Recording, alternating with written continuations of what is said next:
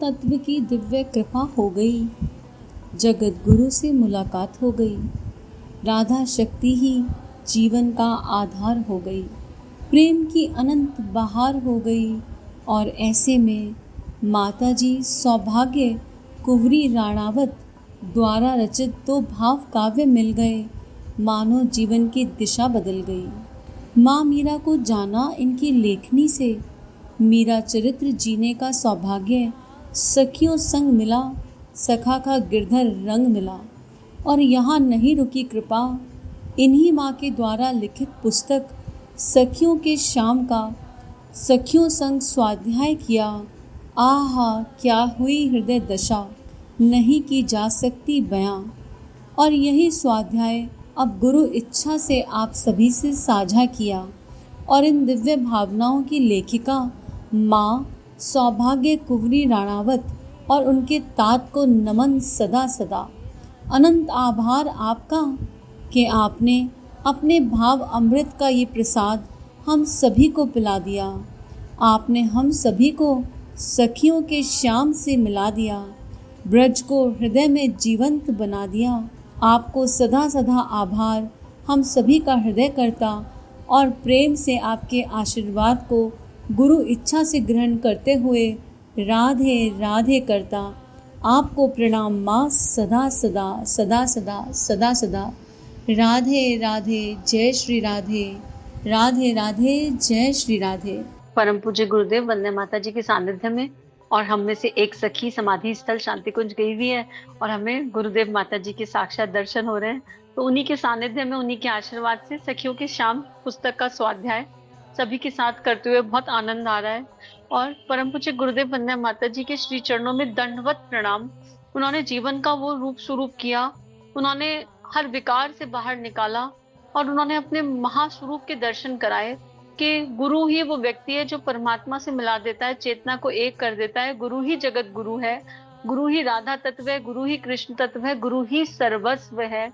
और फिर गुरुदेव गायत्री शक्ति का आधार बना के श्री राधा कृष्ण को जीवन में ले आए और फिर इतना दिव्य स्वाध्याय मीरा चरित्र पढ़वाई।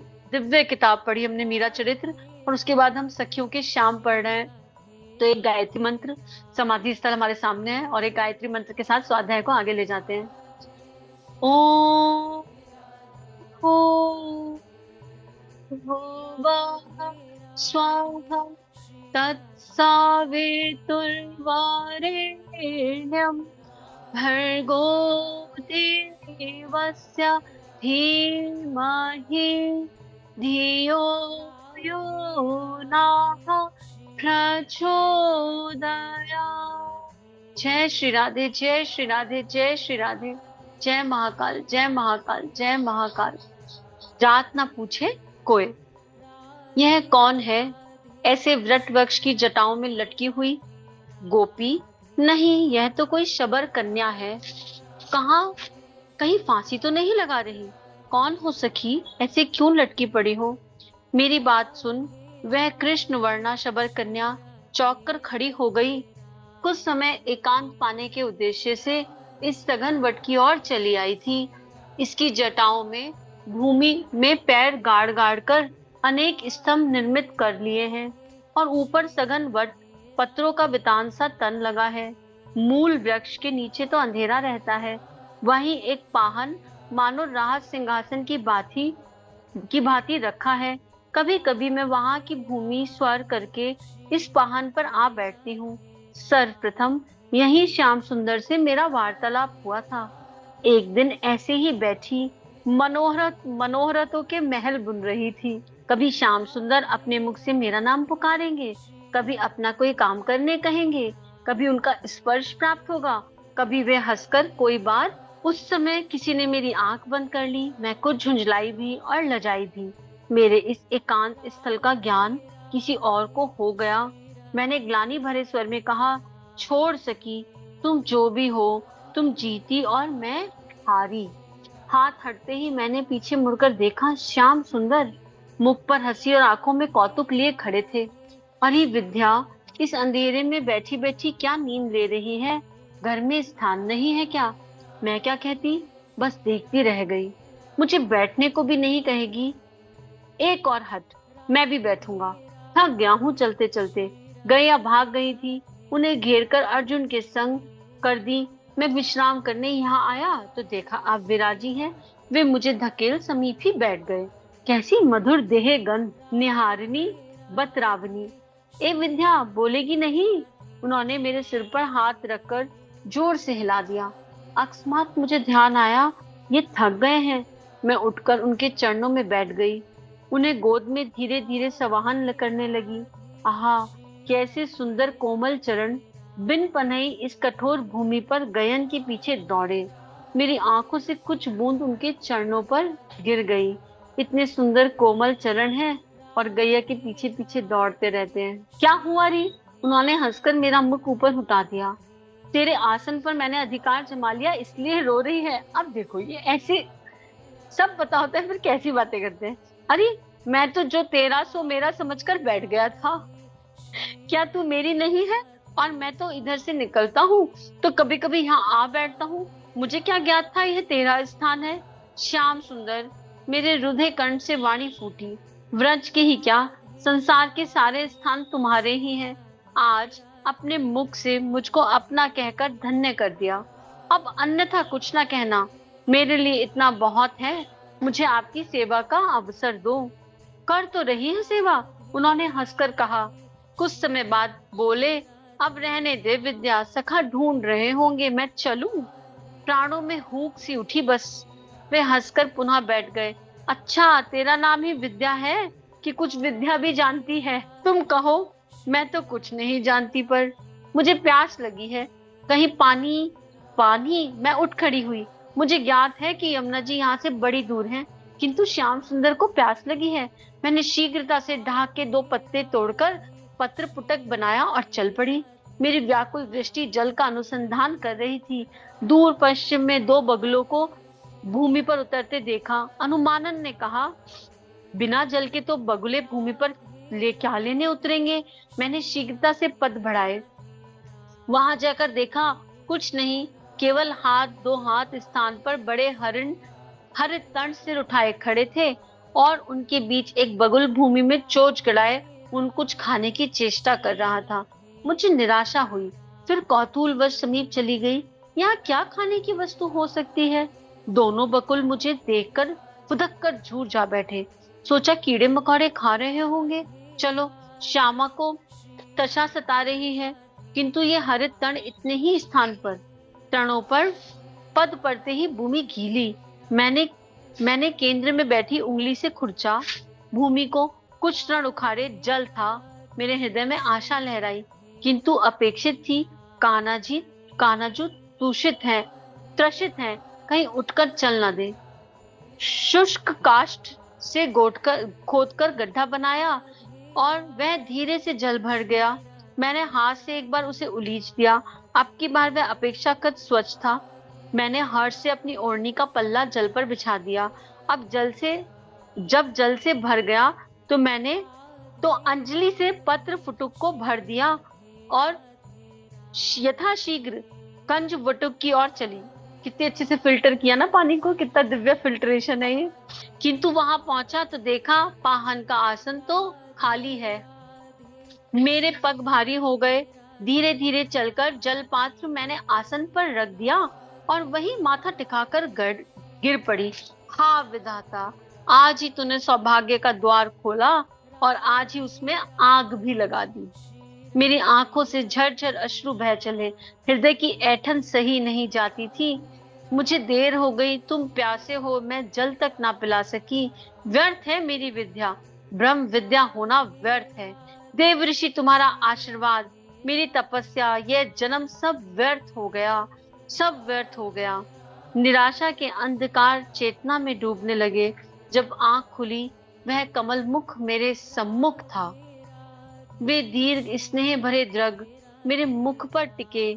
वे अपने पीतांबर के गीले छोर से मेरा मुख पोंछ रहे थे। कैसी बावरी है ऋतु, मैं तो पेड़ के पीछे छिप गया था कि तू मुझे पुकारेगी, ढूंढेगी, किंतु तू तो आते ही ऐसे गिर पड़ी जैसे पांव कट गए हो। उन्होंने हंसकर मेरा मुख अपने वक्ष से लगा लिया। अब इस सुख की तुलना मैं किससे करूं? एकाएक स्मरण आया, ये त्रसित हैं। मैं उठ पड़ी, तुमने जल पी लिया? तू तो मरी पड़ी थी। वे खुलकर हंस पड़े। जल कौन कैसे पीता है? मैं तो स्वस्थ हूँ, तुम जल पी लो। मैंने पत्र फुटक हाथ बढ़ाकर उठाना चाहा, किंतु उन्होंने उसे उठा लिया। नहीं, पहले तू पी ले, देख तेरे होठ सूख गए, जाने कहाँ से जल खोद लाई, सो पहले तू पी ले। उन्होंने जलपात्र मेरे मुख से लगाना चाहा, मैंने हाथ से बाधा दी। आंखें भर आई, मेरा लाया जल भी उन्हें स्वीकार नहीं। हाय हाय पीड़ा! रुंद कंठ से अस्पष्ट स्वर निकले, पहले तुम लो, मुझ पर दया करो, दया करो। मैंने उनके चरणों पर सिर रख दिया। नेत्र जल उन्हें धोने का उपक्रम करने लगे। अच्छा ले, रो मत, अपने हाथ से पिला दे। उठ पागल कहीं की, परिहास भी नहीं समझती। उन्होंने मुझे उठाकर दोना थमा दिया। मैंने उतावली लेकर उनके मुख से लगा दिया। कुछ जल छलक पड़ा और बचा हुआ वो पी गए। और लाऊं? मेरी आंखों में आंसू और होठों में प्रसन्नता समा नहीं पा रही थी।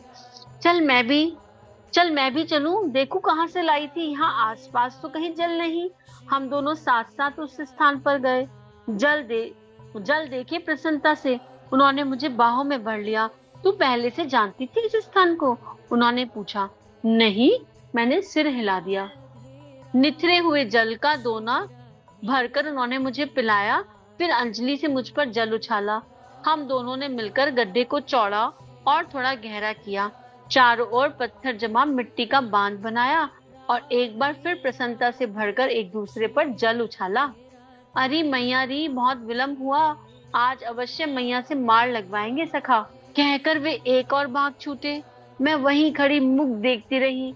जिसने उन्होंने जल पिया था, उस द्रोण को वो वही पेड़ पर पत्तों में छिपाकर रख दिया। उसके पश्चात जब भी हम इकट्ठे होते, उस गड्ढे को गहरा चौड़ा करते। होते होते वह इतना हो गया कि 2 मनुष्य उतरकर नहा सके। छाती तक उसको गहरा किया, बांध बनाया, सीढ़ियां बनाई। कितने पशु पक्षी उससे नहाते, पानी पीते। हमारी प्रसन्नता की सीमा न रही। सेवा भाव कितना प्रबल है। ये पानी कम होता था तो जहाँ पानी मिल गया वहां खेल खेल में एक गड्ढा बना दिया, और उससे कितना लाभ हुआ होगा सबको, रहने वालों को। जहां तक हो सकता मैं ही परिश्रम करती, उन्हें सिर्फ निर्देश देने को कहती। कितने सुकोमल गात हैं उनके। एक बार श्याम सुंदर मेरे हाथ देखकर चौंक पड़े। अरे, तेरे हाथ कैसे हो गए? उन्होंने मेरी हथेली अपनी हथेली पर रख दी। आनंद से मेरी आंखें मुंद गई।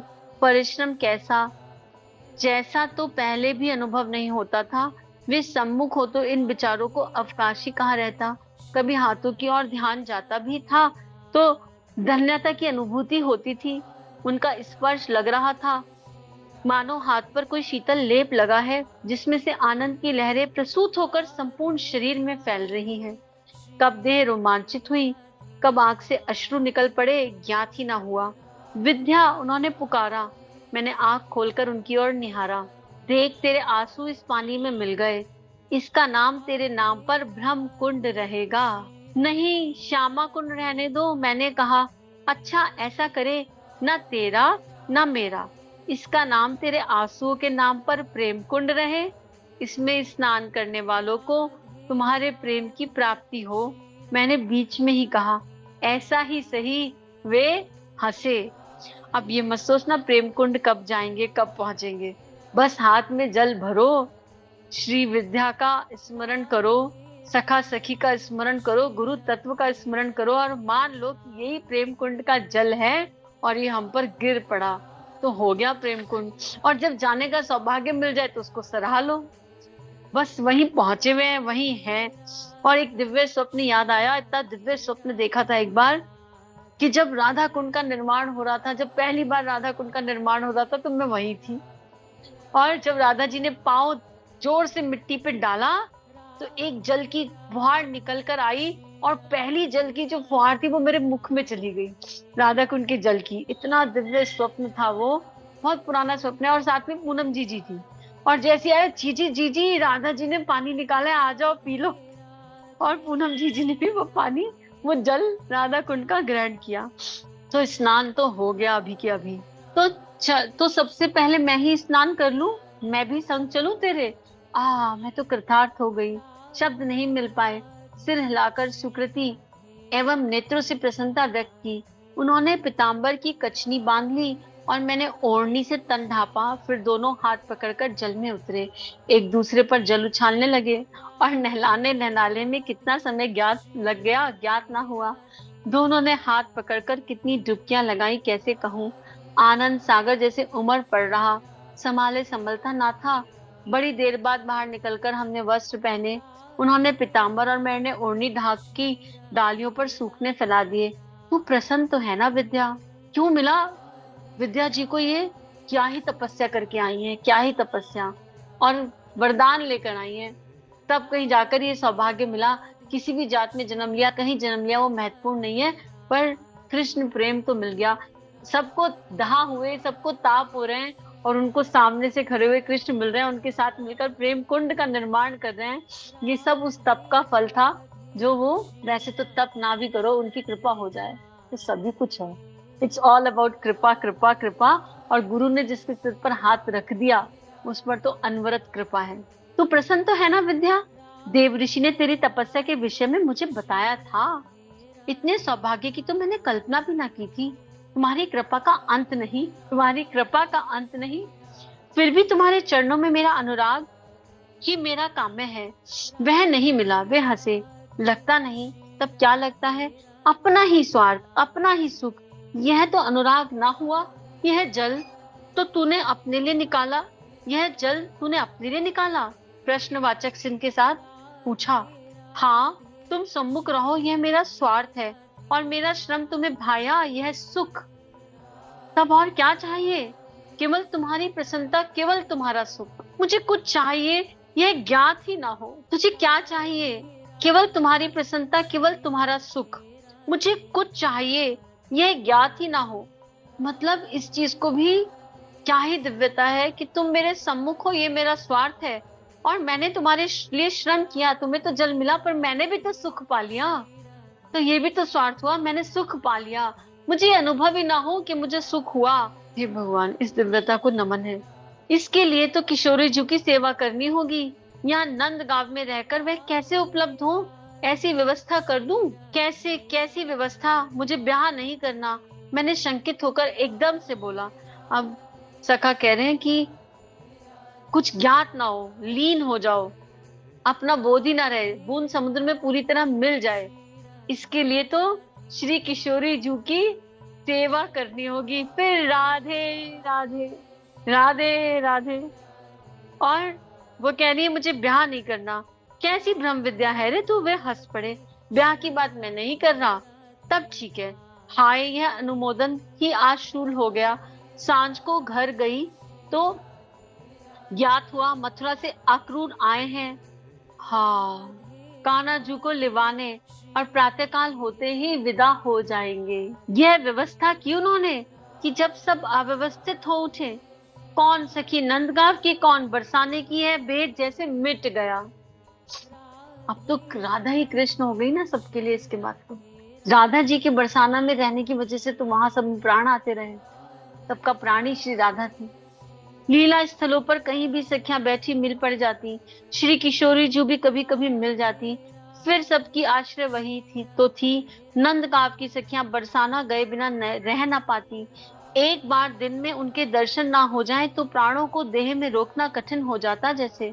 यह तो इस हतभाग्नि ब्रह्म विद्या को अब ही ज्ञात हुआ कि विरह में ही प्रेम की पूर्णता है। विरह में ही प्रेम की पूर्णता है। अपने देह, ग्रह, गया सब इसलिए संभालना है कि इन्हें अस्त व्यस्त हीन दशा में देख वे दुखी ना हो। यह भाव तो श्री किशोरी जी की चरण रज सिर चढ़ाकर ही प्राप्त हुआ। कृपा में तुम्हारी कृपा की सीमा नहीं। यह देह, ग्रह, गैया सब इसलिए संभालना है कि इन्हें अस्त व्यस्त देखकर वे सखा कृष्ण दुखी ना हो। इसलिए जो भी कुछ करना है उनकी प्रसन्नता के लिए करना है। जिसमें उनकी प्रसन्नता है उसमें हमें प्रसन्न रहना सीखना है। यह भाव तो किशोरी जी की चरण रज सिर पर धरकर ही प्राप्त हुआ। कृपा में तुम्हारी कृपा की सीमा नहीं।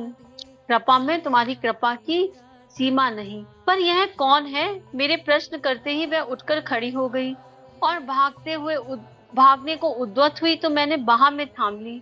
कौन जाने उनकी कजरारी अखियों ने कहाँ कहाँ किस किस को घायल किया। मैंने मन में कहा, कौन हो, यहाँ ऐसे कैसे पड़ी थी, क्या नाम है? मैंने पूछा। कुछ नहीं, उसने सिर हिलाकर बताया, किंतु आंखों में भरे आंसू ना चाहते भी छलक पड़े। मुझसे ना कहेगी सखी, क्या कहूँ? उसका कंठ इतना कहते कहते रुद्ध हो गया और दो धाराएं कपोलों से उत्तर वक्षावरण भिगोने लगी। यहाँ त्रोकु व्रजराज कुंवर मिले हते। उसने हाँ में सिर हिलाया। यहाँ आकर बैठ सखी, हम दोनों एक ही रोग की रोगिणी हैं, एक दूसरे से बात करके मन को ठंडा करते हैं, उसकी चर्चा से तुझे सुख मिलेगा। हाँ, यहाँ आकर बैठ सखी, हम दोनों एक ही रोग की रोगिणी हैं, एक दूसरे से बात करके मन को ठंडा करें, उनकी चर्चा से सुख मिले। सखी, तेरा नाम कहा क्या है? कहते हुए मैं उसी पाहन पर बैठ गई और अपने समीप ही उसे बिठाने लगी। ऐसी अनीति ना करे स्वामिनी, वह मेरे पैरों में गिर पड़ी। मैंने उसे उठाकर अपने हृदय से लगा लिया। पीठ पर हाथ फेरते हुए पूछा, अपना नाम नहीं बताएगी? कंका है मेरा नाम। कब कैसे मिले श्याम सुंदर, का कही? उसने एक बार अपने जलपूर्ण नेत्र उठाकर भोली और शंका भरी दृष्टि से मेरी ओर देखा। मैंने मुस्कुराकर स्नेहपूर्ण दृष्टि से देखा तो वह पलके झुकाकर कहने को कुछ उद्यत हुई, किंतु होठ थोड़े हिलकर रह गए। कंका बोलेगी नहीं, कह देने से मन का ताप हल्का हो जाता है। कह देने से मन का ताप हल्का हो जाता है। बहुत लोग कहना नहीं चाहते, शब्द नहीं मिलते, इसलिए हम सब तो यही करती हैं, इसी में उनकी चर्चा होती है। ताप हल्का हो, यही तो मैं नहीं चाहती। कंका कहती है, ताप हल्का हो, यही तो मैं नहीं चाहती।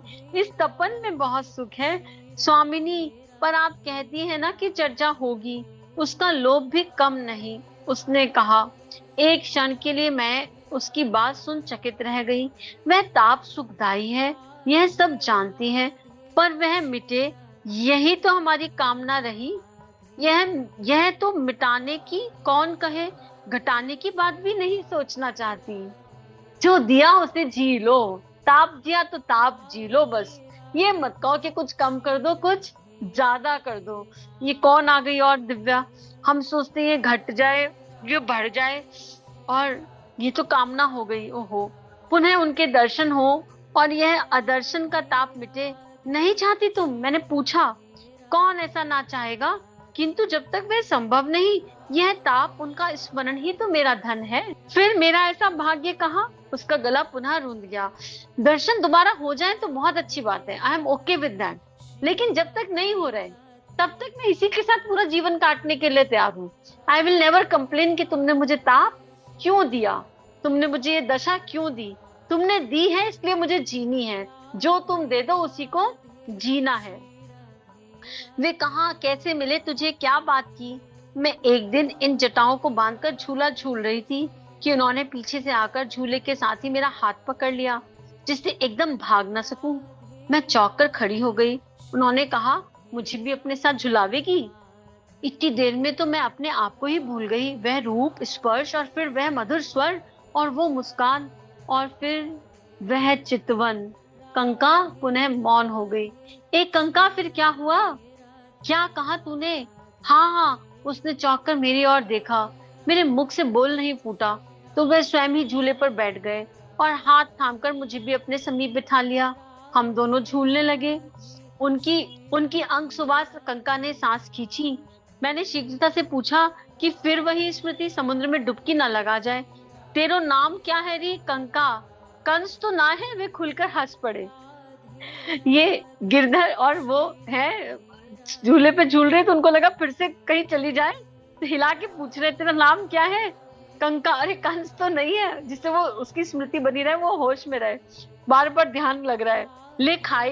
ले खाएगी? उन्होंने पेटे से आम्रफल निकालकर मुझे दिया। तभी मुझे स्मरण आया, कुछ मधुर फल, फूल और अंकुर मैंने संग्रह किए हैं। मैं वह लाने के लिए उठी तो उन्होंने बाह थाम ली। कहाँ जाती है? आय हाय, 5-7 साल के कृष्ण कन्हैया कैसे कैसे काम कर। मैंने वृक्ष की खोडर की ओर संकेत किया। दोनों लाकर उनके हाथ में थमाए तो वो बोली, यह क्या है, क्या करूं इसका? मैंने फिर एक फल उठाकर उनके मुख में दिया तो खाते हुए बोले, आहा ये तो बड़ा स्वादिष्ट है। सब खाकर बोले, ले मैं तो सब खा गया, अब तू क्या खाएगी? मैं और ले आऊंगी, तुम्हें रुचे ये? मैं नित्य ला दिया करूंगी। सच बहुत अच्छे हैं, और ला देगी तो मैं दादा के सखाओं के लिए भी ले जाऊंगा। कब ला के देगी? कल क्यों, अभी ला दूंगी। मैं चलने लगी तो उन्होंने फिर रोक दिया, आज नहीं, अभी तो बहुत आतप है, कल आना। चल अभी तो अपन खेलें। मेरा हाथ पकड़कर वे उस ओर ले गए। वहां भूमि पर लकीरें खींचकर हमने चकोर घर बनाए, पत्थर के टुकड़े फेंके और एक पैर चलते हुए उस टुकड़े को ठोकर ठोकर खिसकाते हुए खेलने लगे। खेला है सबने ये गेम, पाटिका कहते हैं इसे, पाटिका बड़ा मजेदार गेम। पहले तो मुझे कुछ संकोच लगा, किंतु जब अच्छी तरह खेलने लगी तो वे हार गए। कंका ने मेरी ओर देखा, लज्जा से सिर दिखा लिया। मैं थोड़ा सा हंस दी। जिसने त्रिविक्रम बनकर 2 ही पद में त्रिलोक नाप लिया, वह अपनी ठोकर से नन्हे पाषाण खंड को नहीं खिसका पाया। मैंने मन ही मन कहा। फिर ऊपर से फिर नित्य ही मैं मूल फल अंकुर लाती और यहाँ प्रतीक्षा करती। वे आते, अपने साथ कोई फल, कभी कोई मोदक अथवा मिष्ठान ले आते, मुझे देते। मेरी लाई हुई वस्तुओं में से कुछ खाते, सराहते और फिर हम खेलते। वे अधिकांश हारते ही थे। धीरे धीरे मेरे मन में यह बात समा गई कि कुंवर जी को खेलना आता ही नहीं और वे मेरे बिना नहीं रह सकते। मैं छिप जाती तो वो ढूंढते ढूंढते आकुल हो उठते। एक दिन मैं छिपी ही रही और उनकी आकुलता का आनंद लेती रही। वे उदास होकर चले गए और दूसरे दिन वे आए ही नहीं। मैं फल मूल संग्रह कर रही थी कि मुख्य पथ की और पशु पक्षियों का सम्मिलित अंतर्नाद सुना। साथ ही रथ की थरथराहट। दौड़कर उस ओर गई, देखा सारे पशु पक्षी वन के छोर पर एकत्रित हो क्रंदन कर रहे हैं। एक रथ पथ पर बढ़ रहा है, उसमें कुंवरजू अपने दादा के संग विराजे। रथ मथुरा की ओर जा रहा है। मेरे हाथ से दोना छूटकर गिर पड़ा। तब से यहाँ नित्य आकर पथ जोहती हूँ। क्या वे अब तक नहीं आए? मुझ पापिनी ने उन्हें सताया था, इसी से वो सभी को छोड़कर चले गए। मेरे कारण सबको दुख पहुंचा। स्वामिनी, आप मुझे धिक्कारो, ताड़ना दो, सबके दुख का कारण मैं ही हूँ, मैं ही हूँ। कंका बिलक बिलक कर रोने लगी। यहाँ पर भी अपने विरह के दुख से ज्यादा बाकी सबका दुख अनुभव हो रहा है कि मेरे कारण, चलो कारण भी हटा दो, पर सबका दुख अनुभव हो रहा है कि वो चले गए तो सब कितना दुखी हो गए। मैंने उसे गले से लगा लिया। रो मत बहन, हम सब ऐसी ही सोचती हैं कि हमारे अपराध के कारण वे चले गए, किंतु अपनों का अपराध देखना उन्हें कभी आया ही नहीं। वे आएंगे, निज जनों से दूर कैसे रह पाएंगे? तू धीरज धर। उसने फल मूल अंकुर का दाना लाकर मुझे थमा दिया। यह ले जाए आप, मैं नित्य पहुंचा दूंगी। वे आए तो उन्हें देकर कहे, कंका अपराधीन है, उसे अपने ही हाथ से दंड देवें, किंतु यह स्वीकार करें। अच्छा बहन, कह दूंगी, उन्हें साथ लेकर यहाँ आऊंगी। वे तो भूल ही चुके होंगे। आवे तो वे ही स्वयं तुझसे मांग मांग कर खाएंगे। तू चिंता मत कर, बस उनके आने की देर भर है, संपूर्ण व्रज में जीवन दौड़ जाएगा। कहते हुए वह दोना लेकर चली पड़ी। मैं तो नित्य, ये अगली सखी है, मैं तो नित्य ही यहाँ आती थी, अपराह ढलने पर ही जाती। वे मेरे साथ बने रहते, कभी इसे देखा नहीं यहाँ, और इसका कहना है नित्य आती थी। उनकी लीला कौन जाने, देश और काल दोनों सापेक्ष हैं, उनके इंगित पर संचालित होते हैं। ये प्रश्न अभी मेरे मन में भी आया था कि इतनी सारी सखियां हैं, सबसे अकेले अकेले में मिल लेते हैं तो कितने सारे रूप धर के मिलते हैं, अलग अलग जगहों पे सबके पास चले जाते हैं। हर सखी कह रही है हमसे यहाँ मिलने आए, हमसे यहाँ मिलने आए, हमसे वहां मिलने आए। कोई कहीं भटक गई तो उसको वहां मिल गए। तो कैसी लीला धरे कि जब देह में थे तब भी एक ही बार में सब जगह पहुंच जाते थे। और यही बात यहाँ पर लिखी आई है, मैं तो नित्य ही यहाँ आती जाती हूँ, अपराध ढलने पर ही जाती। वे मेरे साथ बने रहते, कभी इसे देखा नहीं यहाँ, और इसका कहना है नित्य आती थी। उनकी लीला कौन जाने, देश और काल दोनों सापेक्ष और उनके इंगित पर संचालित होते हैं। कैसी ब्रह्म विद्या है रीति? हैरी, तू एक दिन उन्होंने कहा था कुछ भी समझ नहीं आता तुझे, छोटा सा विनोद भी नहीं समझती, रोने बैठ जाती है। हाँ प्रभु, आप निखिल ब्रह्मांड नायक को जब मैं उखल में बंधे रोते देखा, माखन चुरा चुरा कर खाते देखा, गोबर की बिंदिया से मुख भरे देखा, गोष्ठ में चुल्लू भर छाछ के लिए नाचते देखा, श्रुतियां नेति नेति कहकर क्या ही इसका बखान करती हैं। यही वेद के प्रतिपाद विषय है। महाकाल और माया को भयभीत और भू संकेत से नियमित करवाने वाले क्या ये सही है? ब्रह्म विद्या कंफ्यूज हो गई है कि ये कैसे हो सकता है।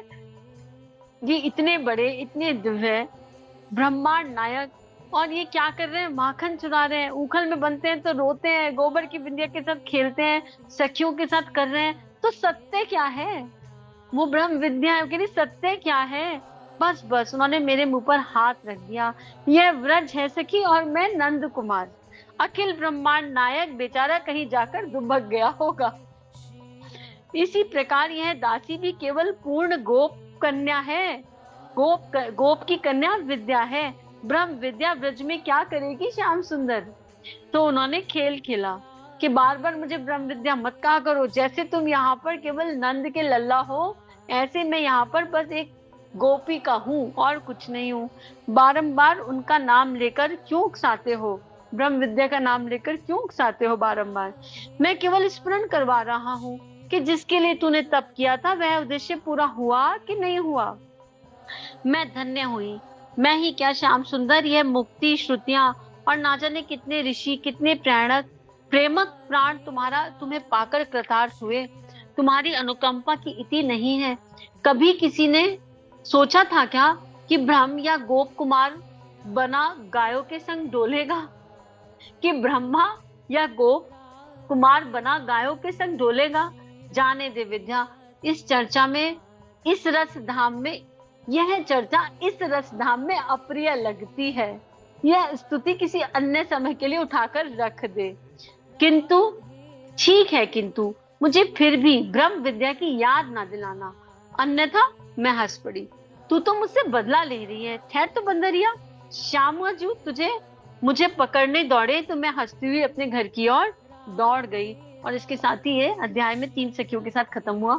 और कितना दिव्य है, और कितना दिव्य भी है, कितना ज्ञान भी है कि दुख हो रहा है तो सबके लिए हो रहा है, और अगर वो नहीं मिल रहा है तो अपने भीतर के कलेशों पे काम करो। हमारे भीतर कोई कमी तो नहीं रह गई, उसको देखो, निहारो, जानो, अपने आप को समझो। और सेवा भाव खेल खेल में वो बना दिया। और उस कुंड का नाम अपने नाम पर भी नहीं चाहिए, नहीं इसको श्यामजू के नाम पर रख दो ना, उस कुंड का नाम भी श्यामजू के नाम पर रख दो, तो उस कुंड का नाम ही प्रेम कुंड कर दिया। तो प्रेम रस को, प्रेम के अनंत ज्ञान को कितनी सहजता से इन्होंने लिख दिया, मतलब कितनी सहजता से इन्होंने समझा दिया सखियों के श्याम पुस्तक में। इसकी लेखिका को बारंबार नमन है, बारंबार प्रणाम है, और हम सब, आप सबको बहुत बहुत ग्रैटिट्यूड है। सब साथ में है ना, तो इतनी जल्दी जल्दी पढ़ा जा रहा है और इतने सारे रस मिल रहे हैं, सबके हृदय के भाव एक जगह आकर टिक गए, और सब अपने अपने कृष्ण को, अपने अपने गिरधर को, अपने अपने मोहन को, अपनी अपनी श्री जी को याद कर रहे हैं। वो है तो एक ही, पर इतने सारे रस के साथ संग संग में बह गई। तो सभी को बहुत बहुत सारा थैंक यू, सभी को बहुत सारा प्रणाम, और सभी के लिए जो सुन रहे हैं उनके लिए बहुत सारी प्रार्थना कि गुरुदेव माता जी की इच्छा से, गुरु तत्व की इच्छा से जो आप लोगों के जीवन के लिए सर्वश्रेष्ठ हो वो आपके जीवन में प्रवेश कर जाए। बस यही एक भाव प्रार्थना। सभी को प्रणाम। हमारे YouTube चैनल को सब्सक्राइब कीजिए और बेल आइकन पर क्लिक कीजिए ताकि आने वाली सभी वीडियो की नोटिफिकेशन आपको मिलती रहे। आप सभी को बहुत बहुत थैंक यू।